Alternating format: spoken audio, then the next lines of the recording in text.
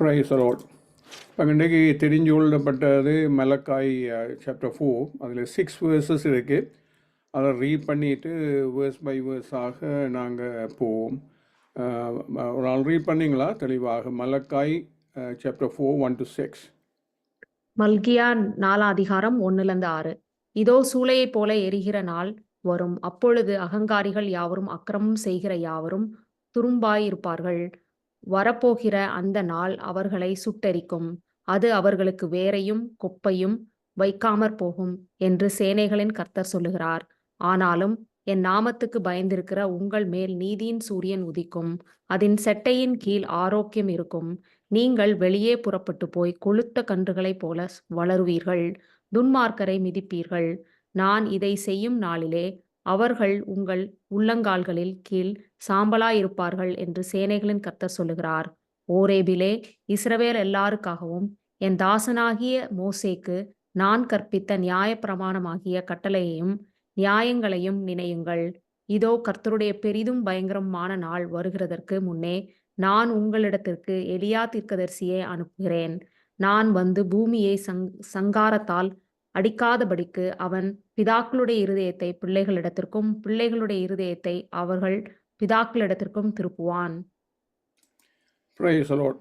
பாருங்க, இந்த ஒவ்வொரு வசனமாக கவனித்து பார்ப்போம்.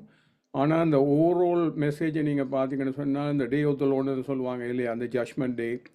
அதோட இயேசு எப்படி ஒரு நீதியின் அவர் கர்த்தராகிய நீதி லோர்ட் ஆஃப் ரைச்சஸ்னஸ் அந்த விதத்தில் அவர் என்ன விதமாக இந்த உலகத்தில் சன் ஆஃப் ரைச்சஸ்னஸ் ஆக ஹி ரைசஸ் அப், எப்படி அந்த உதிக்குமா போல், சூரியன் உதிக்குமா போல்.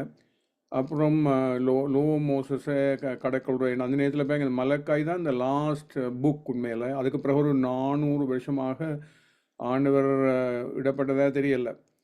சரியாக இவங்க கூட அபவுட் 400 இயர்ஸ் அந்த ஏப்ரானுடைய சந்ததி கூட அங்கே எகிப்தில் இருந்த மாரி. அதுக்கப்புறம் தான் அந்த ஆண்டோடைய வாக்குத்தத்தை நிறைவேறதை பார்க்குறோம். அதே விதமாக இந்த கடைசி புஸ்தகம் எழுதப்பட்ட பிறகு 400 வருஷத்துக்கு பிறகு ஒரு சைலண்ட் இயர்ஸ் மாரி. அதுக்கு பிறகு தான் இயேசு வந்தது. அதேமாரி அந்த லோ மோசஸ், அது மட்டும் லோ மோசஸ் தான் பைபிள் இல்லையா. இப்போவுமே யூஇஷ் சினகாக்ஸில் தான் பைபிள் மேலே முதல் 5 புக்ஸும். அப்புறம் செகண்ட் கம்மிங் ஆண்டவருடைய இயேசுனுடைய 2வது வருகை. எப்படி அவர் வந்த பிறகு இந்த உலகத்தில் நீதி நியாயம் நிலைக்கும், நீதி தங்கி தரிக்கும்னு சொன்னபடி அந்த விதமான ஒரு பீரியடை நாங்கள் காணக்கூடியதாக இருக்கும். இப்பொழுது நாங்கள் வேர்ஸ் பை வேர்ஸாக போவோம். முதலாவது வாசனம் இதோ சூளையைப் போல எரிகிற நாள் வரும். அப்பொழுது அகங்காரிகள் யாவரும் அக்கிரமம் செய்கிற யாவரும் துரும்பாயிருப்பார்கள். வரப்போகிற அந்த நாள் அவர்களை சுட்டெரிக்கும். அது அவர்களுக்கு வேரையும் கொப்பையும் வைக்காமல் போகும் என்று சேனைகளின் கர்த்தர் சொல்லுகிறார்.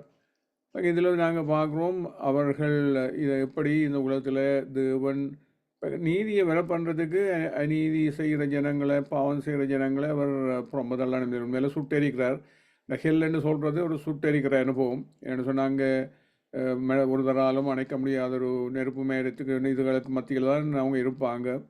அந்த சுட்டெரிக்கிற அனுபவம், அந்த சுட்டெரிக்கிறதுக்கு இவங்களே துரும்பாயிருப்பாங்கன்னா அந்த ஸ்டபிளில் வச்சு தான், பைக்கில் வச்சு தான் இருக்கிறது இல்லையா. அந்த மாதிரி themselves will be அந்த ஸ்டபிள், வைக்கோல் கோல் அல்லது அந்த மாதிரியான துரும்பு அந்த விதமாக அவர்கள் ஆண்டவர் மேலே ஜட்ஜ் பண்ணுற போதும் அந்த விதமாகத்தான் சூளையை போல இருக்கிற நாள் வரும் என்று சொல்லப்பட்டிருக்கு. அப்பொழுதும் அகங்காரிகள் அந்த மேலேயும் இந்த ப்ரைட் ஒரு டேஞ்சரஸ் ஆமாம். அவங்க எல்லாருமே எனது உனக்கு ஒப்பு கொடுக்க முடியாத ஜனங்களைத்தான் அகங்காரிகள் என்று சொல்கிறது. அந்த அகங்காரிகள் எல்லாருமே அந்த ஜட்ஜ்மெண்ட்டுக்குள்ளே உட்படுத்தப்படுறதை நாங்கள் பார்க்குறோம். இதை நீங்கள் அதுதான் ஏன் சொல்கிறேன்னு சொன்னால், நீங்கள் என்னுடைய ரத்தத்தை பானம் பண்ணாமல் மாமிசத்தை பூசாமல் இருந்தால் உங்களுக்குள்ள அந்த ஜீவன் இல்லை. அப்படி என்னுடைய மாமிசத்தை புசித்து அந்த ரத்தத்தை பானம் பண்ணுறவங்க எல்லாரும் அவனுக்குள்ள நித்திய ஜீவனும் உண்டு, நானும் அவனை கடைசி நாளில் எழுப்புவேன்னு சொல்கிறார்.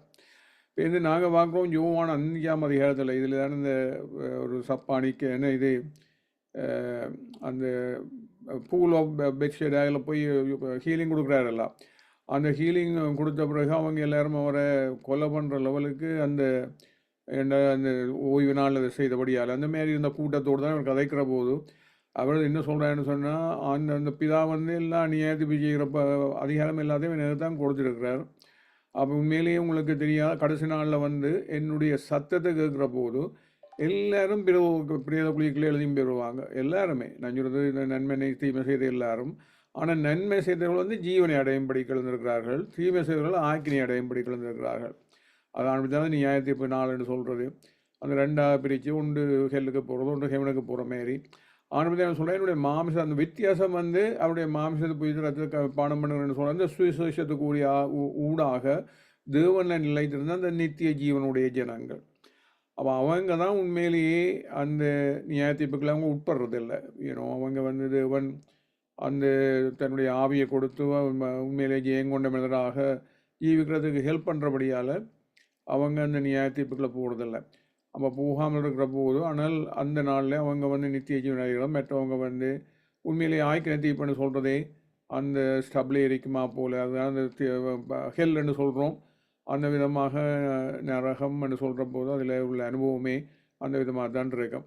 அதை அவர் ஆண்டவர் அப்படி செய்கிறதுக்கான்னு சொன்னால் உண்மையிலேயே அவருடைய ராஜ்யத்தில் இடறுதல் ஒன்றும் இல்லாமல் இருக்கிறதுக்கு. இப்போ உலகத்தில் கூட நாங்கள் அந்த விதமான பாவைகளை பிரிச்செடுத்து ஒன்றில் புருஷனுக்கு அனுப்புகிறோம் அல்லது கேபிட்டல் பனிஷ்மெண்ட்டுக்கு அனுப்புகிறோம் இல்லையா, அந்த மாதிரியான அனுபவம் தான் இந்த ரட்சிப்பும் கூட.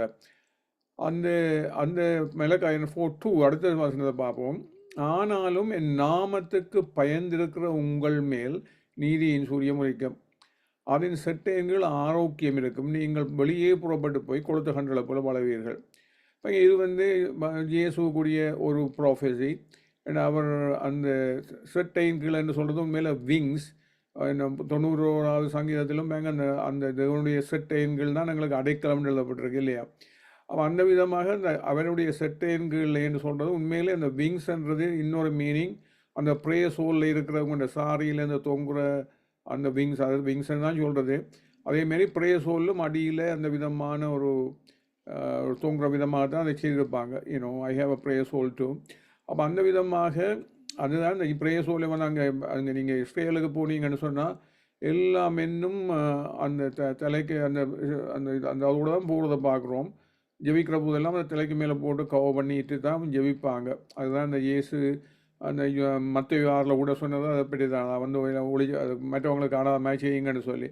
அப்போ அந்த அந்த தொங்கலை தொட்டால் அதுதான் அந்த தொங்கலுக்குள்ளே அல்லது அந்த விங்ஸுக்குள்ளே தான் இன்னொன்று சொல்ல போனால் அவருடைய அந்த கிருபாதார பலியாக வந்தபடியால் அதால் வர்ற அந்த அந்த அதுக்குள்ளால் வர்ற வல்லமை தான் எங்களை பாவத்தையும் சாவையும் மேற்கொள்ள வைக்குது.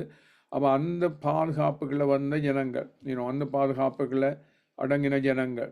அப்போ அந்த ஆளுமே நாமத்துக்கு பயந்துருக்கிறவங்கள் மேல். இப்போ இங்கே நாமத்துக்கு பயப்படுன்னு சொல்கிறதே உண்மையான வேர்ஷிப்பர்ஸ். ஏன்னா எல்லா வேர்ஷிப்பும் தேவனுக்கு பயந்து நடுங்கி அந்த அவரை ஆராதிக்கிற அனுபவம், அது அந்த பயத்தோடும் நடுக்கத்தோடும். அப்படி பயந்து இருக்கிற ஜனங்கள் அந்த தேவையில்லாமல் அசுத்தங்களுக்கும் அநீதிகளுக்கும் போக மாட்டாங்க. ஆனபடியே தான் பயத்தோடும் என்ன பரிசுத்த அலங்காரத்தோடு என்று சொல்கிறதெல்லாம் ஒரே சினிமஸ்லேயும் ஒரே மீனிங். அது பயந்துருக்கிறவங்க தான் அவனுக்கு ஒப்பு கொடுக்குறது இல்லையா. அப்போ தேவ பயத்துடைய ஜனங்கள் அவர்களுக்கு மேலான அந்த நீதியின் சூரியன் உதிக்கும்.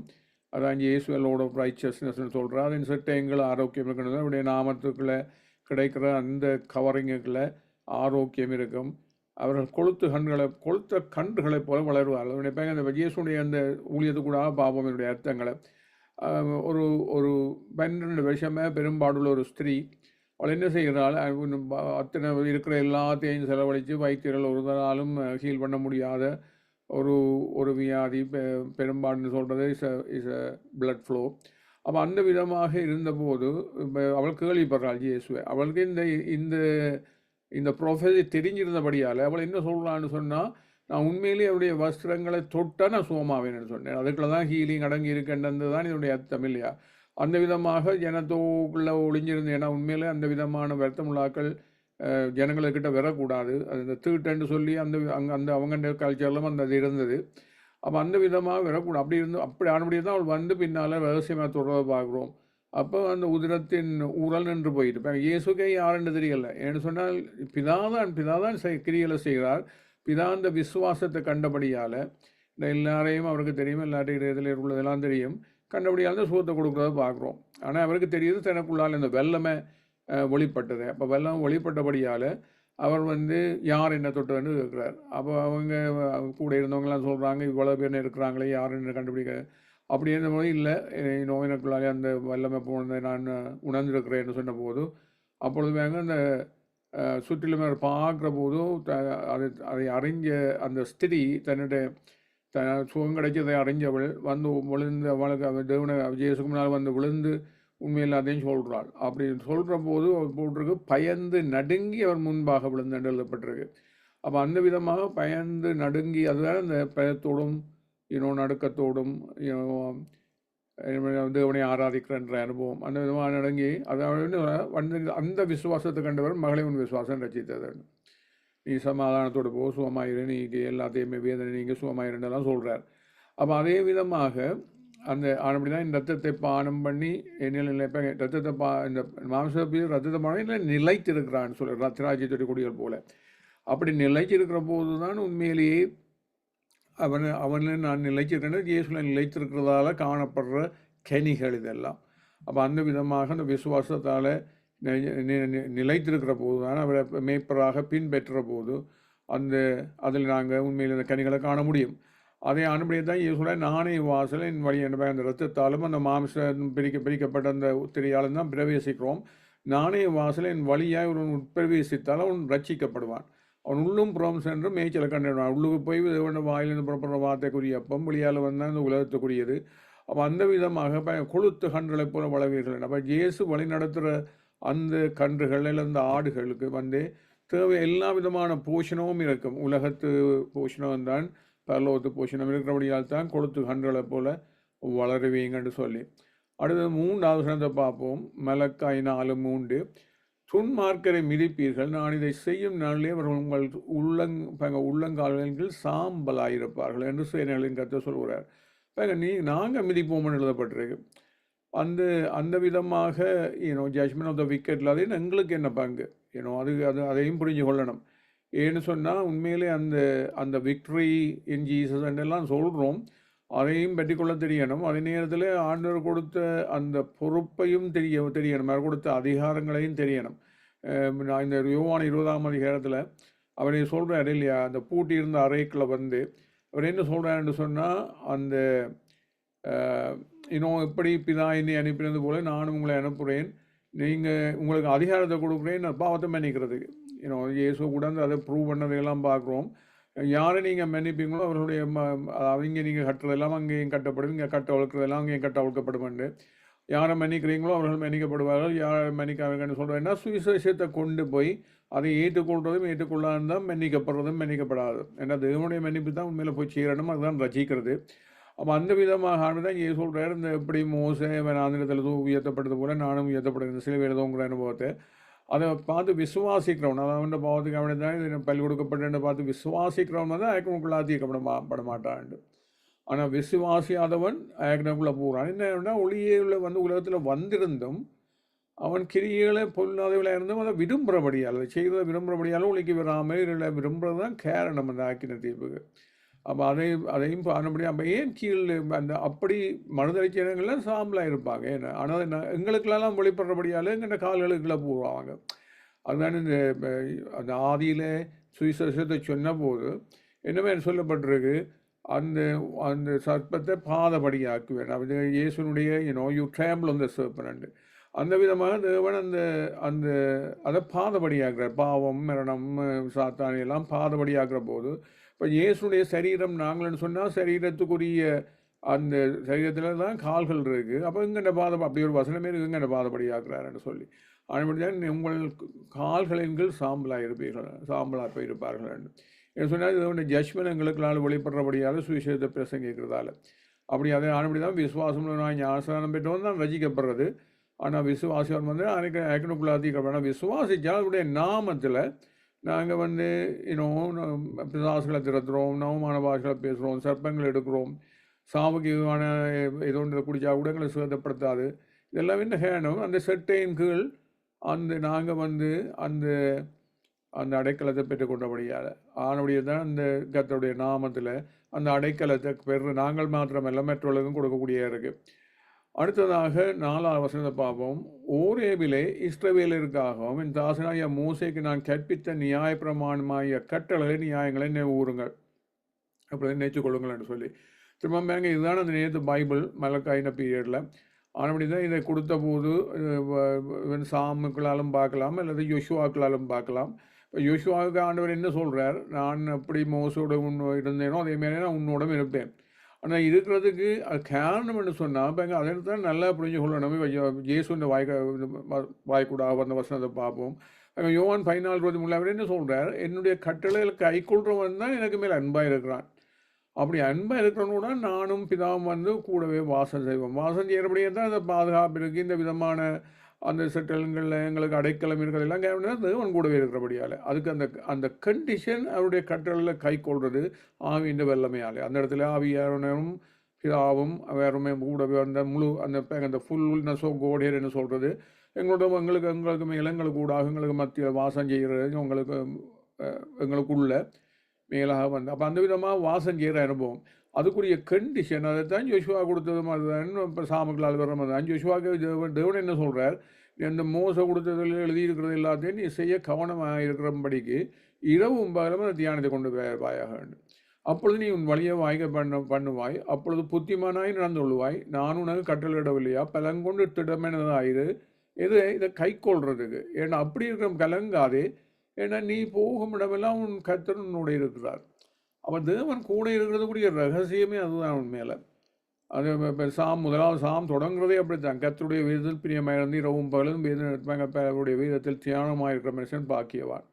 அவன் தான் நீர்காலையில் ஓரமாக நடப்பட்டு தன் காலத்தில் நல்ல கனியை கொடுத்து இலையுதிர்தாக இருக்கிற மரங்களை போட்டிருக்கிறான். காரணம் என்று சொன்னால் தேவன் கூடவே இருக்கிறது. அப்படியால் தான் அவர்களை நாங்கள் நிலைத்திருக்கிறபடியால் தான் அந்த கனிகள் எல்லாம் தோன்றுறது, அல்ல அந்த கனிகளை காண முடியாது.